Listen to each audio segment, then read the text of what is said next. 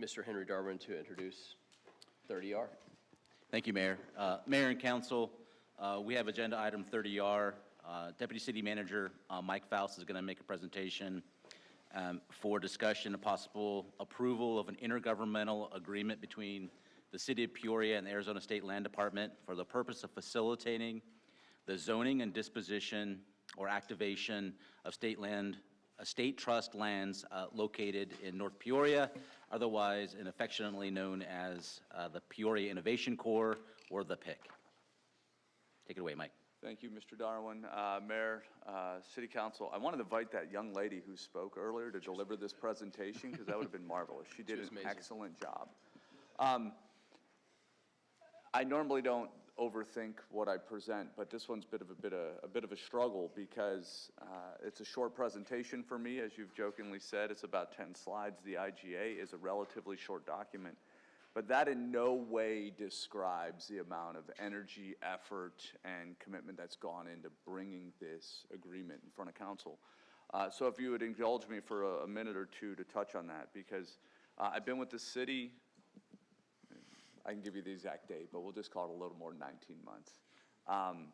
And as I've studied the work you've seen for the last decade, it has been the desire of previous councils and previous city management teams to bring forth state lands to market specifically because of its direct benefit on economic development. And I've seen this back to at least a decade in those efforts. And then as I sit here today in the preparation, I'm so thankful for the team. We've heard a lot about the city staff and how great they are. I'm blessed. I have the greatest job that anyone could have and get to do a lot of cool stuff and work with some amazing people to bring this deal before you. And to me, that's a great honor, because there's a lot of folks who spend a lot of time working these relationships, and this will be their legacy. And I think that's a huge thing. So I want to thank the staff today. I want to thank our outside counsel, Jay Kramer with Fenimore Craig, who's helped navigate us through this. It's a complicated process, and it's been fantastic. I want to acknowledge also that the future staff and future city councils that will be impacted by this deal. Like, I mean, this is bigger than the people who are here before us. It's bigger than those who are here now. Because this is going to go on for the better part of 2 decades. And I think we need to really embrace that. I definitely want to thank Manager Darwin, because he's given us the flexibility to go do our jobs, to simply say, here's the vision, go do, and we went about that path. Before I get into the slides, I also want to acknowledge the mayor. You've got that mantra on the side of the vehicles of your personal businesses, says innovate or die. And when I first met you, I had no clue what you meant by that. But that is the mantra by which you live. I was telling the story earlier that the deal we're bringing for you today is not the same deal that you had contemplated, but it's the same end goal. And you, along with us, have innovated to get from where the original concept started to where it is today, which is a meaningful commercial agreement, an IGA between us and the state, to bring forth lands for the purposes of economic development. And where the past had thought about bringing lands to market, it was your creativity and the set of ingenuity and innovation that we fostered that brought forth this infrastructure component that honestly 24 months ago people chuckled when you brought it up, because it is so outside the box that people couldn't contemplate the fact that it could be done. But it can be done, and it's being done, and we're going to touch on that now. So I just want to acknowledge, I don't want to get out of this moment without thanking you for challenging us to think a little differently, for Mr. Darwin giving us the freedom to just be different and go do things that other people say is impossible, because it's in that creativity that we find solutions. This is a cool day. This is a really cool place and a really cool thing to be doing. So let's fold into this. Why are we even doing this? It's about economic development. At the end of the day, we have to grow the economy, and we have to do it well. We know that 80+% of our residents outcommute. So I live and work in Peoria. I now drive 18 minutes to work. I used to drive 63 minutes to work. right? My life is infinitely better because I work and live in the same environment, and we want to offer that opportunity to other citizens within our city. If you listened to the study session earlier, Peter Christensen told us, yes, we have a moderate growth in our income sales tax, but when somebody come and said, hey, you're going to grow by 2%, we're not a 2% growth city. That's not good enough. So at the end of the day, we have to bring forth projects that offer jobs and bring meaningful growth, not 2%. We need big growth to do the big things we want to do in this city. So we're improving, but it's simply not enough. So we know, and you've heard us talk a lot throughout the calendar year 2024 about economic development and about the importance of lands. So Peoria does not have a true economic engine or a job center. We just don't. I mean, when that many people out-commute, our job center's in Scottsdale, right? You see it every morning on the 101 when people drive east, and you see it in the evening when they come west, right? That's not good enough. So with those many people moving out, we have to ask ourselves why.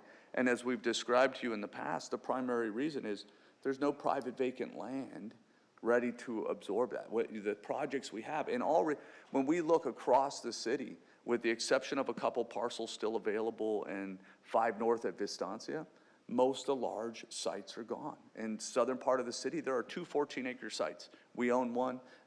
Gray Star has the second one. There's no other meaningful sites of size. They're gone. So as we move north in the city, we have to bring lands to the market. And you heard that when we brought forth the general plan amendment. You heard that in the rezone of the North Peoria Gateway, and we're going to continue to talk about that now.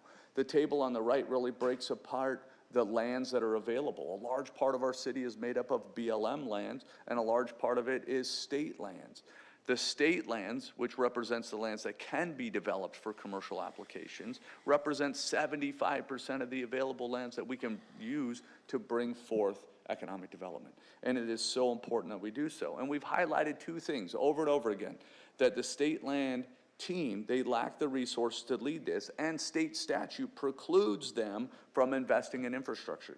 So by default, this partnership exists to execute those 2 things. We can augment their resource pool, we'll talk about that, and we can invest in public infrastructure through a wise agreement that brings forth lands into the market. So that's why we're here today. So why now? What's going on? So this map, we love this map. Regional context really describes why now, what is happening in the ecosystem, and why didn't this work a decade ago? And it's really about timing. Right, bringing TSMC on. You see the 2 projects on the right side of this map. You have TSMC and the significant investment being made there. You have the surrounding 2,500 acres, but you got 8,500 acres just south of that is going to be developed. While on the far west side, you've got 30,000 residential entitlements ready to go, houses being constructed. But I remember when Chris and I sat down on August 30th, 2023 and had this conversation with state land, they looked at the map and said, you need jobs. And when you look at the map, it screams in the center of the ecosystem to say, you have 30,000 homes on one side, you're gonna have another 20,000, 30,000 on the other. We need employment to keep people in the North Valley. And that from that conversation was born and bred the IGA that we're going to talk about tonight. So in the bones of the agreement that we provided to you in the packet, it really touches on a couple things. So let me just zero in on the project. So when Henry said the Peoria Innovation Core, or the PIC, it is the image depicted here, outlined in kind of that red and white hash. It starts on its southern boundary at West Wing Parkway, Lone Mountain Parkway alignment, with Lake Pleasant Parkway running up its spine. It runs north just past State Route 74. It extends to our eastern boundary of Dead Man's Wash on the east. It extends to the Agua Fria, and it's comprised of 6,700 acres of state land. There's a lot of stuff going on in here. You've got the CAP, you've got the Waddell Canal, you've got hillsides and slopes and lots of burrows and all kinds of other things going on out there. But this is the next evolution and growth of our city. When we say North Peoria and the growth, this is where it's going to go. So inside of the agreement, there are 2 major components of it. The first of which is the land planning exercise. So when the general plan amendment came through and passed, I want to say in September, this area was converted from a bunch of small polygons that broke out what the land use was into one state land planning area. And all of that was preparations for this zoning case. So in the IGA, state land is delegating to the city, which will be led by Mr. Jaquez and his team and some external consultants, to plan this area thoughtfully, to plan in a way that's consistent and coherent with our community, to plan in a way that is consistent with state land zoning bank philosophy, the flexible zoning that was recently approved in the North Peoria Gateway, but it's done so in a very balanced way. The map you see here has a minor amount. This is the old general plan map. It has a minor amount of jobs. It has a minor amount of retail and commercial.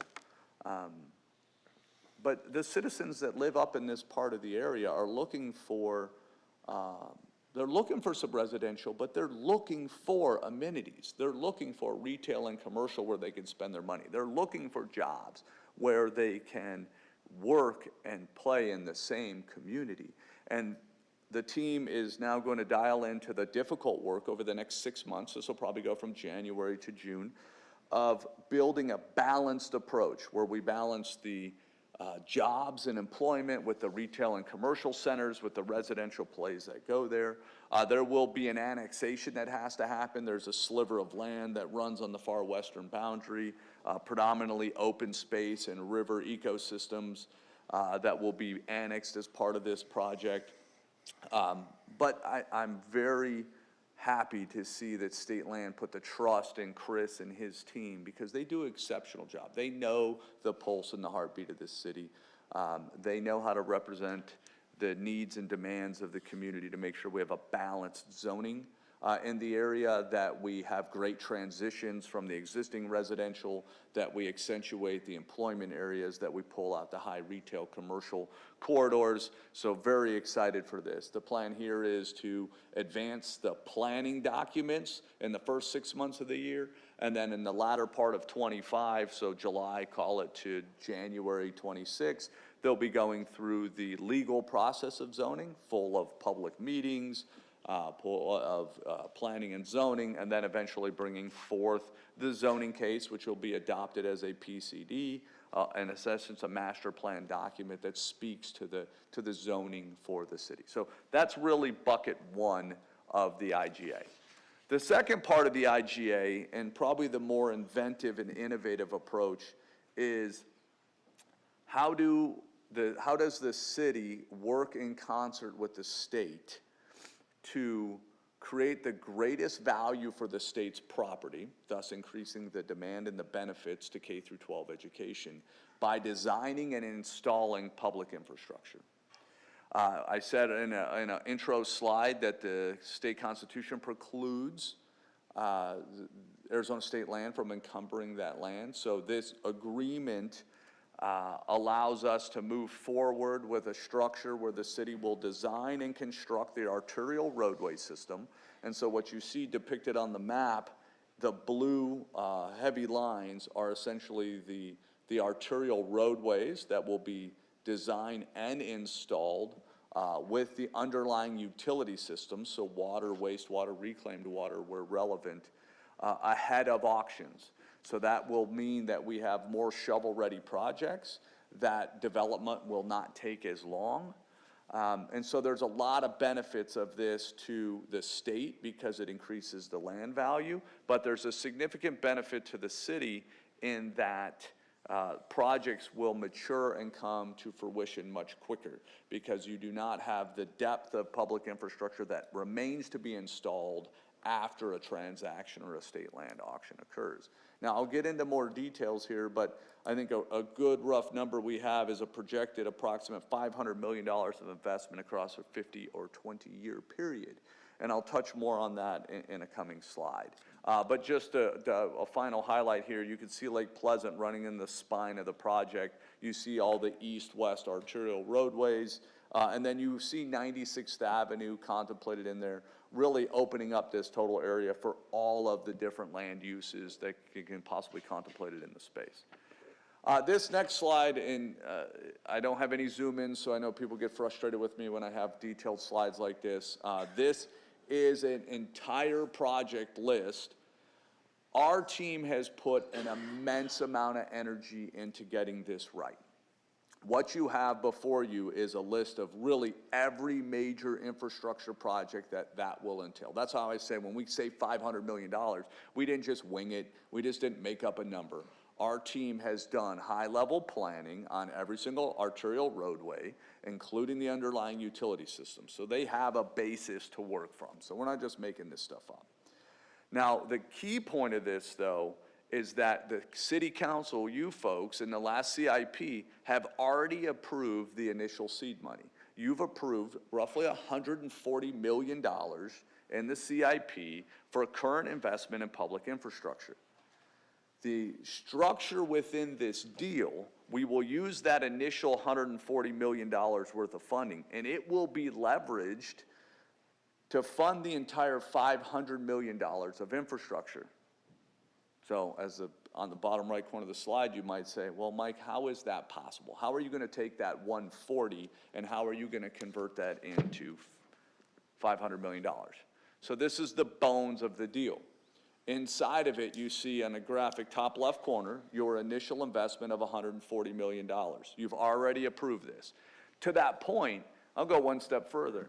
Our team is moving so rapidly that they're projecting the phase 1 design of Lake Pleasant Parkway and the phase 1 design of Ashlar Hills to be done by the end of the first quarter of 25.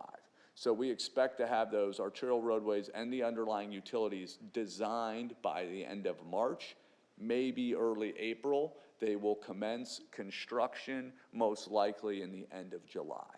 So they are moving expeditiously to help bring things to market. The way this deal works is the first $140 million essentially goes into a holding account. Money is drawn from said holding account for city-led construction projects. The city leads those construction projects, and upon completion, inside of the language it says, upon substantial completion, then the city will start drawing interest on that public infrastructure, until which time that land is auctioned. When that land is auctioned, the city will be reimbursed our soft costs, which are really the design costs, the permitting costs, the right-of-way costs, and any interest accrued on that infrastructure up to that moment in time. So when the land auction happens, we appropriate the amount of public infrastructure associated with that parcel of land. The successful bidder will then reimburse the city through check for the soft cost plus interest accrued during that period of time. Then you notice the dollar signs get thicker because the dollars get bigger.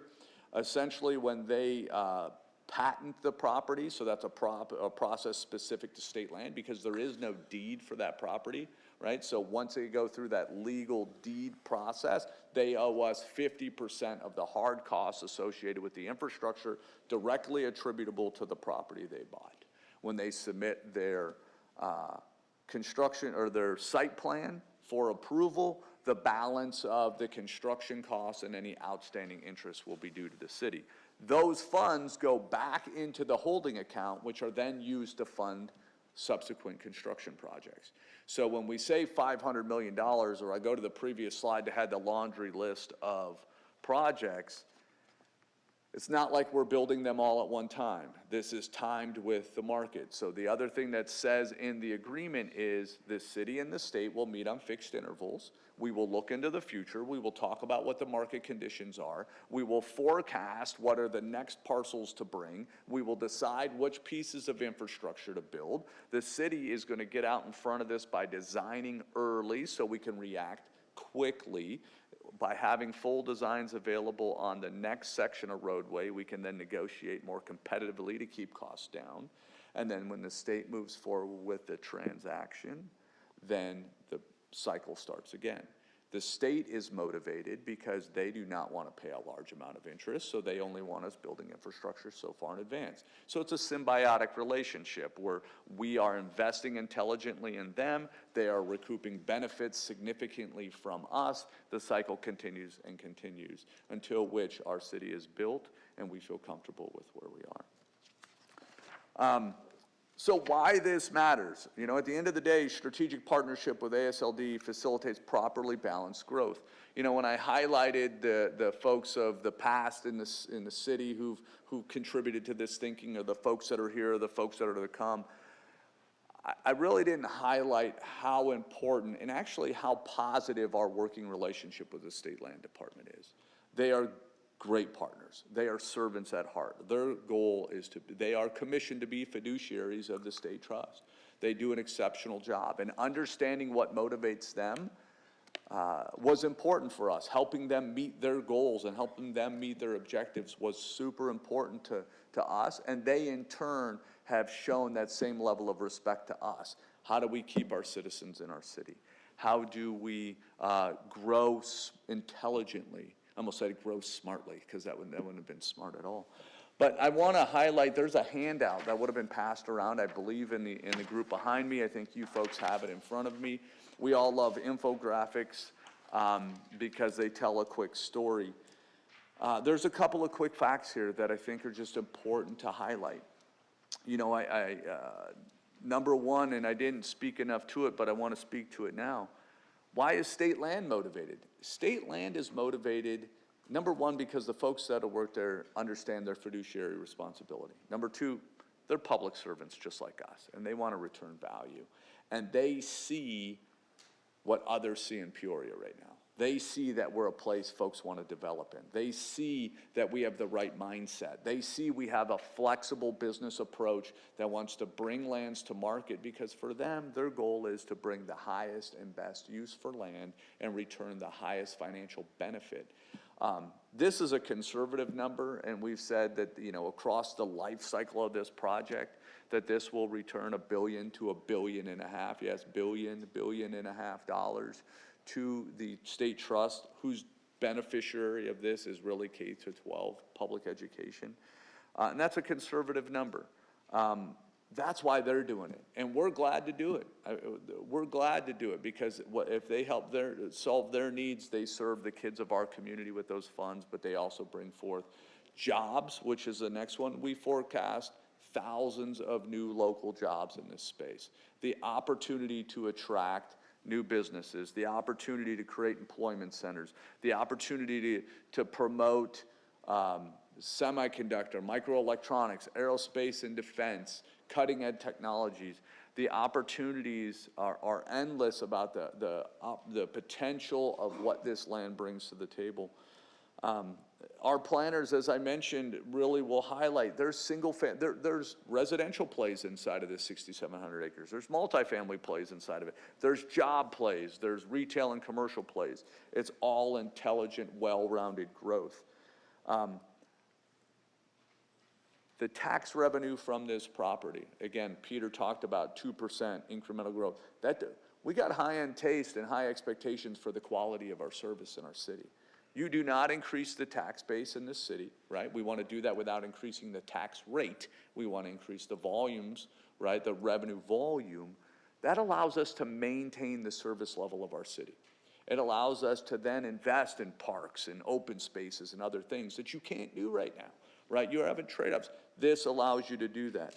The other thing that's really unique about this space is if you've spent time out there, it's a very unique ecosystem, right? There are hillsides, there's what's open space, there's river ecosystems that will all fit into the newly formed MORE program operated by Parks, right? This is a great opportunity for us and other developers to dedicate more open space, really on the outside edges, to allow us to play to the jobs and the retail along the major parkway, and then leverage the assets that are available to us with the land. By putting in this public arterial roadway system ahead of time, it shortens that length, right? It shortens the length to bring projects to market. And that's what we're looking for. Like, I don't have the patience to watch things develop over 5 years. I'm wound way too tight for something like that. So we need to find ways to bring these projects to market a lot faster, because we have the needs for it now. And then you see in the dead center of the page, this provides up to $500 million of reimbursements for public infrastructure. So when you voted yes on the CIP last year for $140 million worth of project, you voted yes thinking you were never going to get that money back. You said, put that $140 million in the ground, and we're good with that because we believe it enables the smart growth of the city. This deal allows you to do that, to get that $140 million back, put it in 360 more times, and then get your 140 back at the end of the equation. I don't know who does your finances, but if you talk to them, they would tell you that's a pretty good deal. So there's a lot of other details in there, and I could probably dance and sing this song all night long. At the end of the day, it has been a lot of work to get this deal to you. We believe that this advances your council objective around economic development. We know it does. Being reimbursed for your public infrastructure costs is something that most people don't even contemplate. In fact, when we tell people, they often laugh and say, good luck. I've met several people who we've told them what we're doing, and they chuckled and say, let me know how that works out for you. This is my message back to them, that I think it's going to work out okay.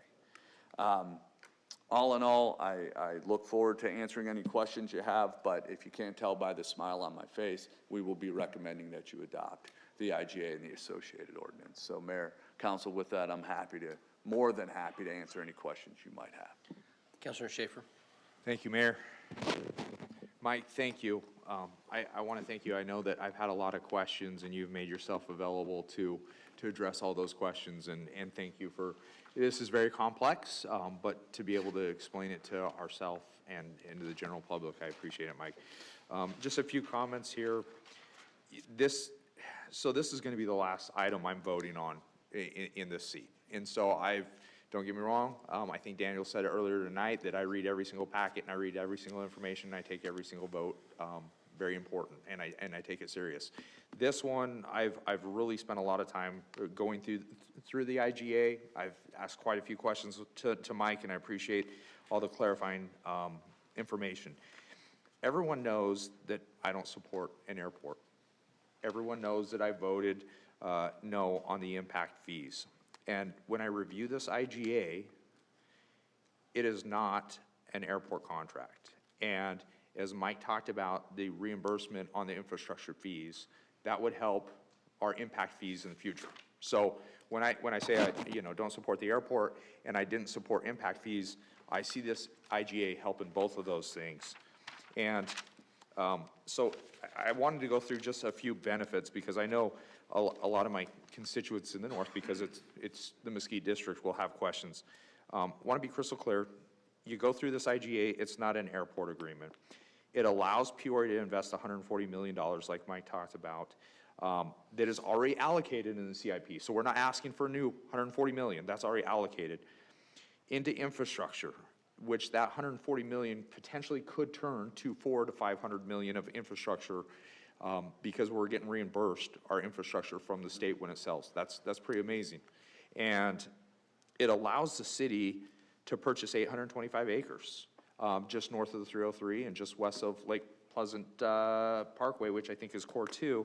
And of that, 500 acres will be an economic engine for the area to create jobs. And I think about 300 acres will roughly be open spaces and some trails and stuff like that. The great thing about the economic engine for the jobs, as Mike stated, it will create revenue in the future for amenities in that area that are definitely needed. Also, it allows our Peoria planning and zoning department to really be the driver. I'm looking at Mr. Hawkes. I've worked with him quite a bit over the last probably 5-6 years, and I know, Cody Gleason and Miss Lori Deaver, great team. I would rather them drive the future in partnership with our residents, because going through the zoning process of all these parcels will include resident outreach. And so I want to be crystal clear that it's going to be a partnership between our planning and zoning experts, who I respect, and our residents of that area in regards to planning our future. Also, I know our planning department is well aware that in Core 1, there's concern about a residential buffer. We got Pleasant Valley, we got West Wing, we got some nice custom homes that are in excess of a couple $1 million. But I know that the planning department is well aware of the impact that would have on residents in creating residential buffers. And so that's really good. There's, and in additional, there's terms in this agreement, this IGA, that allows the city to get out of the agreement should some of the terms not benefit us. Also, I just kind of want to close with this, sorry, Mayor, but I would ask our council, our future council, and our staff and our planning department, as we look at the future of North Peoria, which is in front of us tonight, to really think about our future and what adds value to our community and what the citizens or the residents of that area have been asking, because we only have one shot to get this right. And we're placing it in your hands in partnership with our community. And I have trust in you that you will get it right and you'll listen to our residents. So therefore, Mayor, I will be supporting this tonight. Thank you, Mike. Councilor Finn? Thank you, Mayor. Two questions. You mentioned in here a sliver needs to be annexed, and it kind of just prompted me to wonder, is there any risk with that sliver of not, getting annexed, or is that pretty well locked down? Mayor, Councilmember Finn, so by sliver, I'm trying to figure which image. So if you go, it's a long rectangle, thin piece on the far left. So on the left side of the page where it says Lone Mountain at the bottom, there's a yellow bar. Directly above that, there's like a long, skinny rectangular that runs right on the western edge of the property. That's what we're talking about. State land just needs it connected, so they have it. I think the risk of that is extremely low. Okay. I mean, ultimately, the land planning, this group will make those decisions, but I think that risk is extremely low, and it's fitting to connect the properties together. So. Okay. And then my second question is, I guess, a little bit more philosophical. I know we're all excited about this. Phenomenal work. Congratulations to all of you. But my CEO always likes to ask the question, what could go wrong? What are the risks? What could potentially happen that we might be not thinking all the way through, or we might have just, the question is really what could go wrong? Mayor, Councilmember Finn, great question. I often approach deals to figure out why they can't work in order to figure out how to get them to work.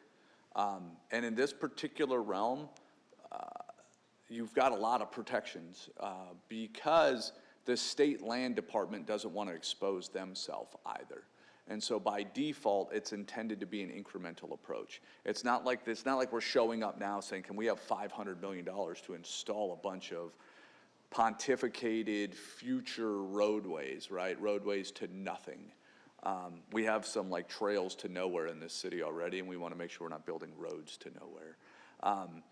So in that regard, it's intended to be a very incremental approach. So if you read the agreement, phase one infrastructure install is phase one of LPP, which is the expansion from 303 just north of the CAP. It's a signalized intersection just south of CAP, a signalized intersection between the 303 and the CAP, and an east-west arterial roadway intended to activate Core 2 as a primary start. So then you'll notice in the agreement, nowhere does it say directing you what the next piece is, because the intention there is for us to sit down with state land and say, what does the market tell us?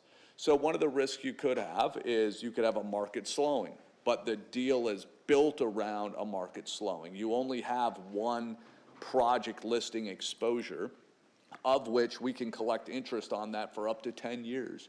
And so we feel like there is a strong protection in there and a wise body of investment. Now, another risk that could happen is cash exposure. If you do a large roadway, so let's say we built Lake Pleasant Parkway all the way to State Route 74, but we only transact on little parcels right next to the LPP. You're never gonna return all the cost of LPP because you went too far in your construction. So it's gonna be a lot of wise planning. It's gonna be a lot of discussions, but here's the good part. In the way we've structured this, we'll be back in front of council every year talking about the budget and talking about the execution. So it's not like you're cutting the group loose to go, hey, figure this thing out over the next 2 decades. We've assembled a small team. It's being led by Kate Powers, our former Water Services Director. It's housed with a series of staff that are already on board that have been assigned to the project. And so we'll be back in front of you on fixed intervals for updates. We'll be back in front of you for regular annual budget updates. So we think the risks are relatively low. We think that the market conditions remain extremely strong. But even if the market was to turn hard, we think that there's sufficient protections in there because we're only going incrementally to get there. Okay, thank you. You're welcome. Any other council members? Thank you. Thank you for all the hard work on this. Obviously, I mean, you did mention that, you know, when I ran for office, I wanted to try to do something different that would actually try to change the way and our course forward for the city. And, you know, when I started looking at the economics for all the cities across the valley and across the state, it was part of my initial recruitment of Henry, actually. It was our very first conversation. It was Chris Hawkins' my first conversation with Chris, you know, same thing. I think city staff from HR on down, actually in here. I think it was your first conversation with everyone in the room, sir. It was. I'm like, this is exactly, this was the path, you know, and the reason why is because it puts it in our hands. It puts it in the staff's hands. Councilmember Schaefer mentioned that he trusts the staff. That was exactly the intention. The intention is, how do we drive revenue back to the city? And literally, by looking at it, you're increasing the revenue. I know the finance guys love that. Increasing the revenue by $400 to $500 million over a 15 to 20 year period. I mean, that really is significant.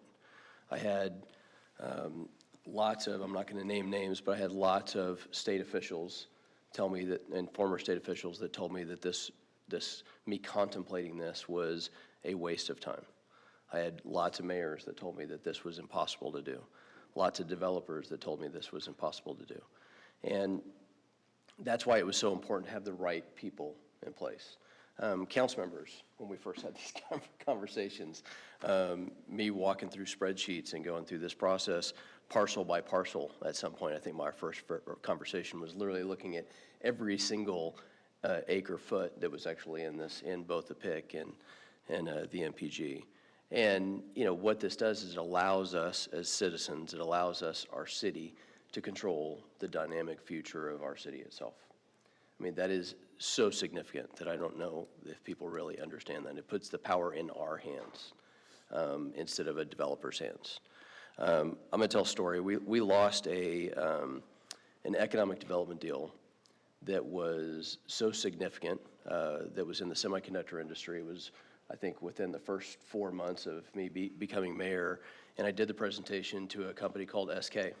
And when we walked them through, actually, Michael Bedwell, one of the Cardinals, actually talked about this at the last day of the city. He literally flew the executives out to this site and lands them there, and we're sitting there talking about how we're going to try to do this thing. And it was a smaller parcel. It's like, in fact, it's actually where Amcor is actually going now. And we lost the opportunity to an actual state. I've said this multiple times. We don't compete in the city of Peoria with other cities. We literally compete with states. We're competing with Texas. We're competing with Indiana. We're competing with Florida. We're competing with New York City, or New York State, and now Utah, in a more significant way. And we lost the opportunity in the state of Indiana. And so after that occurred, I went and met with the governor of Indiana. I had dinner with the governor, had a 4-hour conversation with him about the economics, why we lost, how significant it would be, and what for us would have turned into a $4 billion infrastructure deal, $4 billion, and what was initially slated as 2,800 jobs is now going to turn into 10,000 jobs for the state of Indiana, 10,000 jobs in the semiconductor industry, with a major university actually putting a campus on that site for Purdue University, and it's on 400 acres. Now, what in this area do we have any land to be able to do something like that? I talk to people all the time about density.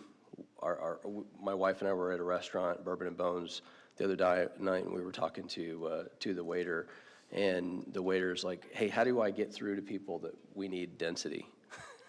How do we understand that people need jobs? This waiter understands it because it affects his paycheck.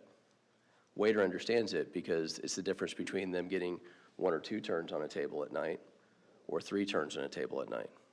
It's the difference between restaurants coming in. It's between, we recruit companies all the time. We recruit restaurants all the time. You have to have jobs in this area to do that. You mentioned you drove 63 minutes one way. That is a common conversation. I was at dinner with Councilor Finn and his daughter. His daughter was driving 300 hours a year, 300 hours just to go to work. That's 300 hours of a 22-year-old, 23-year-old, she's 23, 23-year-old young lady's life is in a car, probably listening to podcasts, getting a great education from Joe Rogan and everybody else like that, I'm sure, right? Which is fantastic. But it's 300 hours of her spending time somewhere else in her car, not in the city of Peoria. Our goal, a lot of times we look at it when we're older, and I'm 52, going on in this job pretty much 70 pretty quick. When you're older, you don't necessarily think about it because for us, traveling and driving downtown or whatever for long distances wasn't that, it was just part of the job. And I've heard that from older citizens. The reality is that is not what young families want. It's not what young people want. We need to be able to create an ecosystem, and we identified that very early on. And that was the plan to make this happen. That is what's going to change the city, and it sets the city up for the next 15 to 20 years, as Mike has pointed out, which is fantastic. Why is the reimbursement so important? One is it had not been contemplated in the state's history. It had been talked about. People, I'm sure, had an idea of it. Nobody had ever been able to pull it off. And our team, the team that's in here, the city staff, did the heavy lifting, and some of it's timing with TSMC. Some of it is the architecture of how this deal was put together, the creativity, truly the innovative die mentality. Like we put it on the line to actually make this happen, and you guys pulled it off, which is absolutely brilliant. Out of this, we have other components that I think we'll talk about on the 14th of January, which people will be even more excited about. I'm trying to give a little sliver, but if you haven't shown up to a council meeting, that's one you should show up to, because it's a very, very big deal for the next step in the city of Peoria. Thank you for this. I appreciate this, guys. This changes our course forever, so thank you. With that, do I have a motion? Actually, hell. No, I'm going to motion. I know I technically can't. You can't. I know, I'm freaking everybody out. I just wanted to see how fast I wanted to see how fast Emily would react to that. I need a motion on 30R, please. I'll motion. Do I have a second? Second. Second, third, fourth. Please vote.